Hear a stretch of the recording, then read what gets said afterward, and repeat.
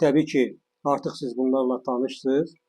E, Deməli, Yekaterinburqda Rusiya hüquq mühafizə orqanları tərəfindən Hüseyn və Ziyaddin Səfərovlar işgəncəyə məruz qalaraq öldürülüblər. Təbii ki, bu barədə bu görüntüləri hər birimiz görmüşüz, hər birimiz gördük, tanış olduq və döyülərək, işgəncə verilərək öldürülən soydaşlarımız artıq Azərbaycana gətirildi və qardaşı da bu barədə geniş şəkildə müsahibəsində öz fikirlərini bildirdi. Lakin Rusiyanın hüquq mühafizə orqanlarının rəsmi şəxsləri və mediası deməli israrla Ziyaddin və Hüseyn Səfərov qardaşlarının ürək tutmasından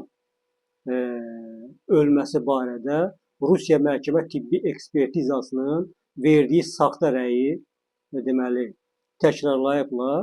Amma qeyd edək ki, dünən gecə saatlarında Bakıya gətirilən cənazələr Azərbaycanda məhkəmə tibbi ekspertizası tərəfindən deməli keçirilərək Səfərov qardaşlarının çoxsaylı küt travmalarla aldıqları və buna görə də həyatlarını itirdikləri təsdiq olunubdur.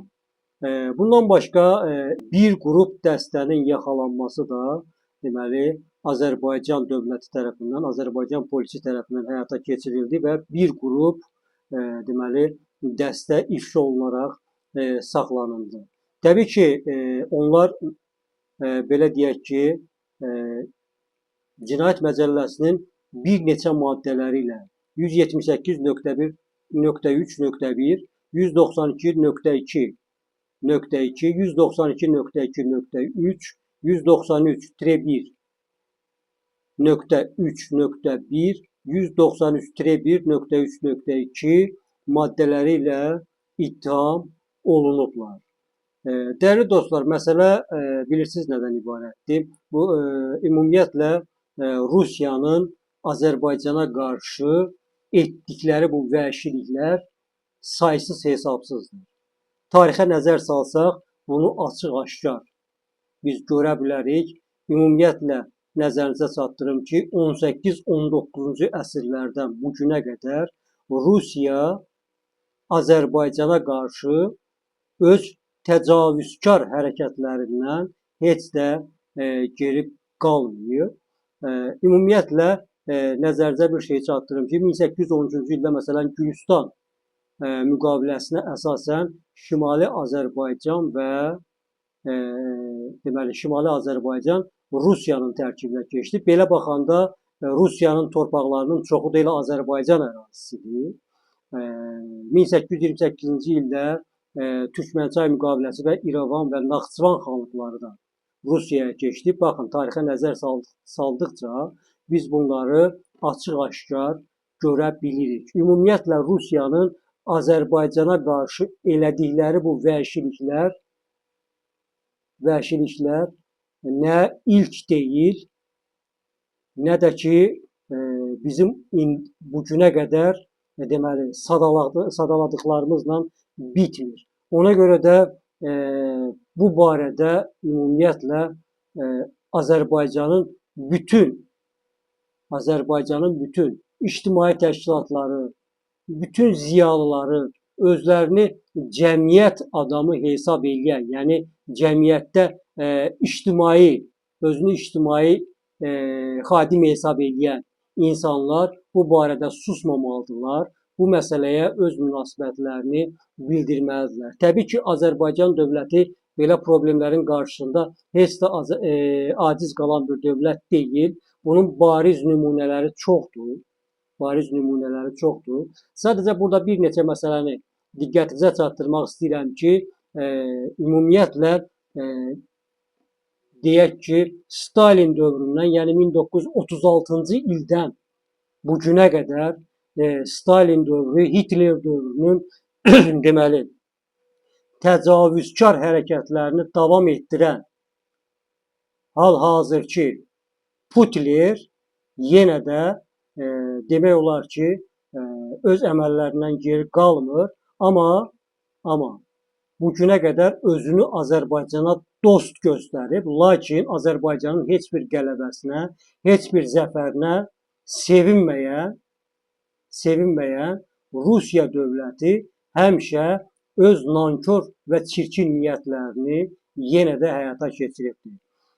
Dəyərli dostlar, nəzərinizə çatdırım ki, deməli, mən bayaq dedim, elə 90-cı illərin, uzağa getmirəm çox, 90-cı illərin deməli, faciəsi, Azərbaycan xalqının əli yalın tankların qarşısına çıxması, öz mərdliyini göstərməsi, bundan əlavə təyyarə qəzası, o cümlədən deyək ki, Vətən müharibəsi illərində də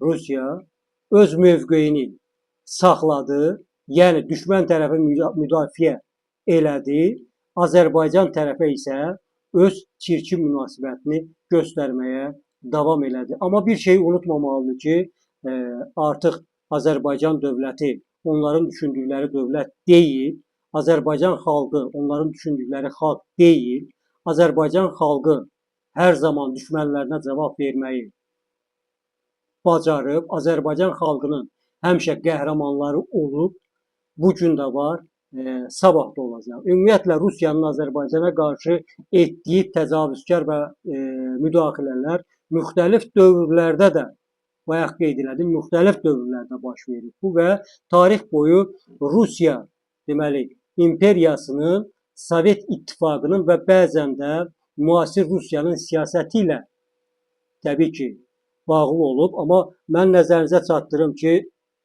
bayaq qeyd elədim, bu xalq artıq həmin xalq deyil. Dost adı altında bu dövlətə zərbə vuranlar bu xalqı daha da gücləndirirlər, amma bunu bilmirlər. Dəyərli dostlar, nəzərinizə çatdırım ki, hələ 90-cı illərdə bu xalq əli yalın Rus tanklarının qarşısına çıxaraq öz mübarizliklərini göstərdilərsə, bu o deməkdir ki, artıq Azərbaycan xalqı nəyin nə olduğunu bilir. Ümumiyyətlə, mən bir məsələni qeyd edeyim ki, Rusiyanın, yəni Putlerin bu kimi hərəkətləri dünyada birmənalı qarşılanmır.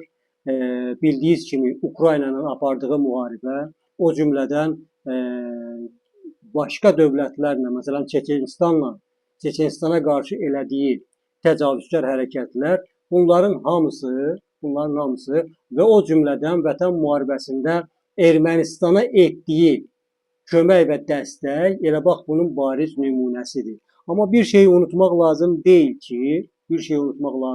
ki, bayaq qeyd elədim və bir də təkrar edirəm bunu, Azərbaycan heç də zəif dövlət deyil,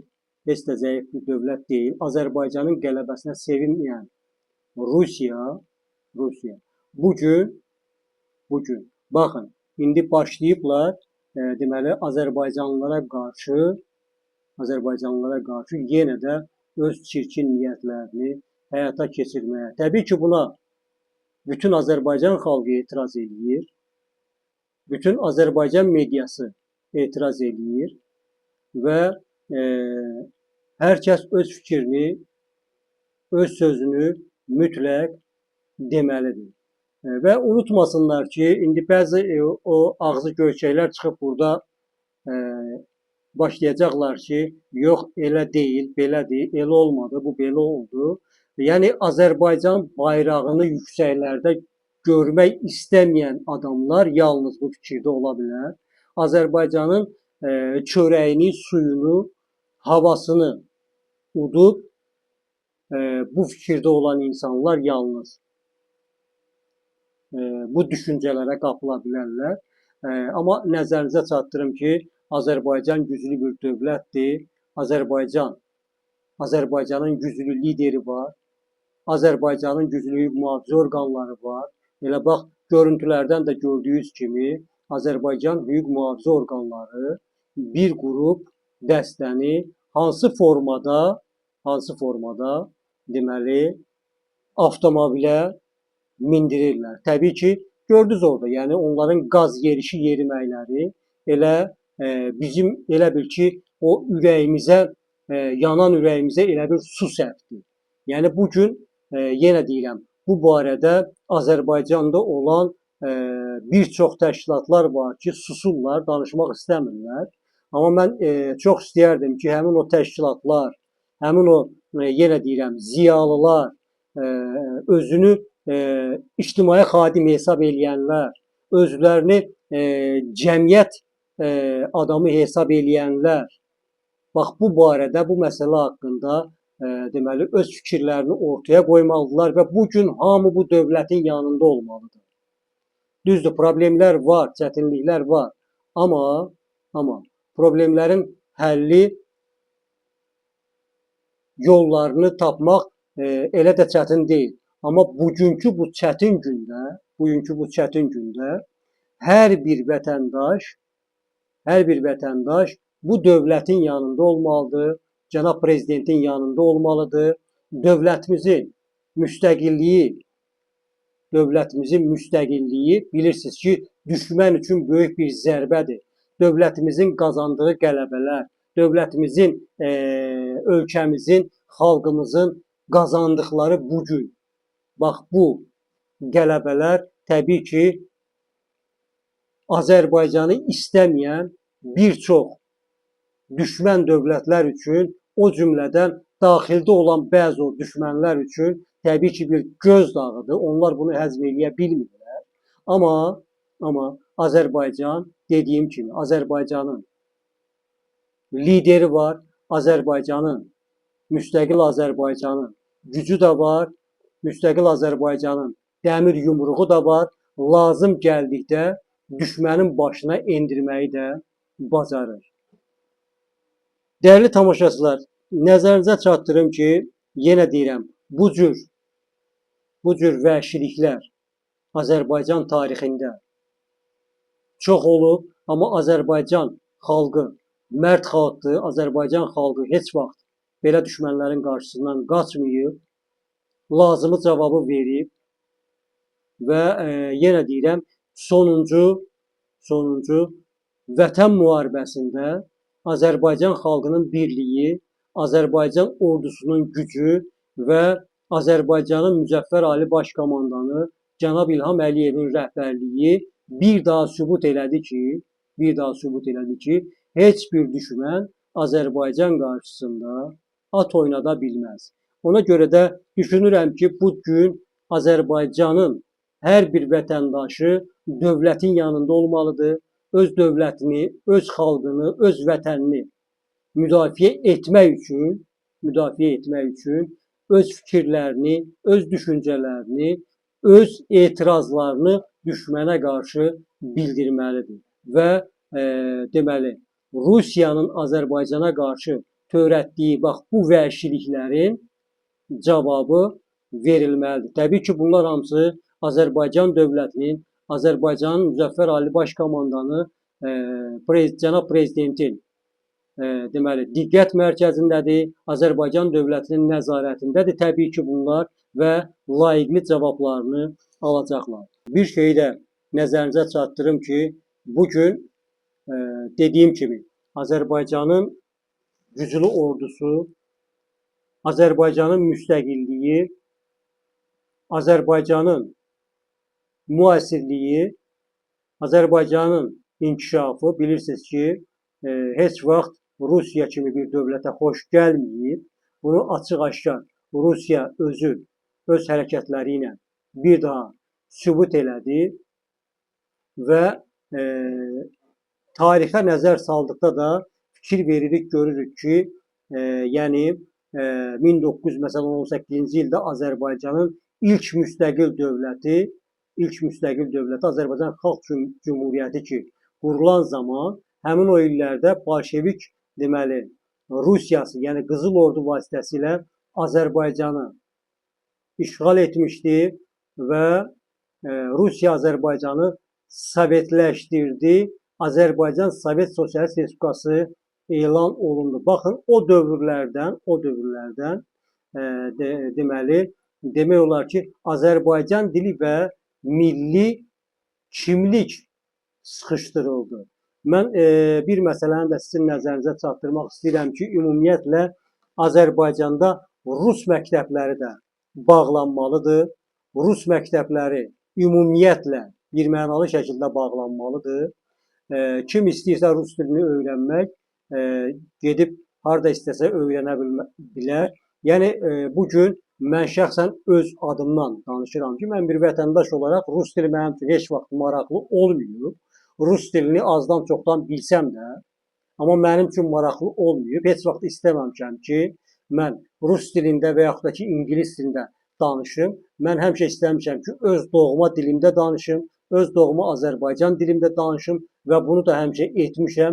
Mən istər xarici ölkələrdə də olsam, Azərbaycanın hüdudlarından kənarda da olsam, mən yenə də öz doğma Azərbaycan dilində danışacağam. Necə ki, xarici ölkələrdən Azərbaycana gələn turistlər, Azərbaycana gələn deməli qonaq qismində gələn şəxslər burada öz dillərində danışıb və tərcümə elətdirirlər. Biz onları sonra dinləyirik və bunun eynisini də biz etməliyik ki, hansı ölkədə oluruqsa olaq, biz öz dilimizdə danışmalıyıq və onların da tərcüməçiləri bizim Azərbaycan dilini həmin o ölkənin öz dilinə tərcümə eləyib onlara başa salsın, onlara öz izahını versin. Elə mən buna görə də demək istəyirəm ki, Azərbaycanda rus dili, rus məktəbləri bağlanmalıdır. Yenə deyirəm, biz bugün məcbur deyilik ki, kiminsə təsiri altında onların dilində danışaq, kiminsə təsiri altında onların göstərişlərini yerinə yetirək. Biz müstəqil dövlətik, Azərbaycan müstəqil dövlətdir. Azərbaycanın İlham Əliyev kimi prezidenti var. Azərbaycanın güclü güc strukturları var. Azərbaycanın mərd xalqı var. Azərbaycanın mərd güclü ordusu var, məğlub edilməz ordusu var. Düşmənə hər an istənilən zərbəni endirən deməli ordusu var, gücü var. Ona görə də bu günləri mən çox istəyərdim ki, bugün hamı bir nəfər kimi dövlətimizin yanında olsun ki, bax bu cür təcavüzkar bir dövlətə qarşı, bir ölkəyə qarşı biz hamımız birlikdə onların cavabını verə bilək. Onlara deməli, belə deyək, loru dildə desək, həyatı başa salaq. Bu barədə çox danışmaq olar ümumiyyətlə. Təbii ki, mən fürsətdən istifadə eləyib soydaşlarımıza, dünyasını dəyişən soydaşlarımıza Allahdan rəhmət diləyirəm, yaxınlarına Allahdan səbr diləyirəm. Təbii ki, bu cavabsız qalmayacaq dövlət tərəfindən, Azərbaycan dövləti tərəfindən və dövlət başçısı tərəfindən bunun layiqli cavabı veriləcək. Mən buna əminəm. Çünki mən Azərbaycan dövlətinə inanıram, mən öz dövlətimə güvənirəm, mən öz xalqıma güvənirəm. Ona görə də mən bu sözləri içdən, qəlbən söyləyirəm ki, bugün Azərbaycan dövləti, bugün Azərbaycan xalqı bir yumruq kimi bir olmalıdır. Düşmənin Azərbaycana qarşı atdığı zərrə belə nə olursa olsun, onun cavabını anında verməlidir. Gəlin bunu unutmayaq və sonda mən onu demək istəyirəm ki, yaşasın müstəqil Azərbaycan dövləti, yaşasın Azərbaycanın lider rəhbəri, yaşasın Azərbaycan xalqı, yaşasın Azərbaycan ordusu, yaşasın güclü müstəqil Azərbaycan və Azərbaycanın bayrağı daim yüksəklərdə inşallah ki bundan sonra da dalğalanacaq.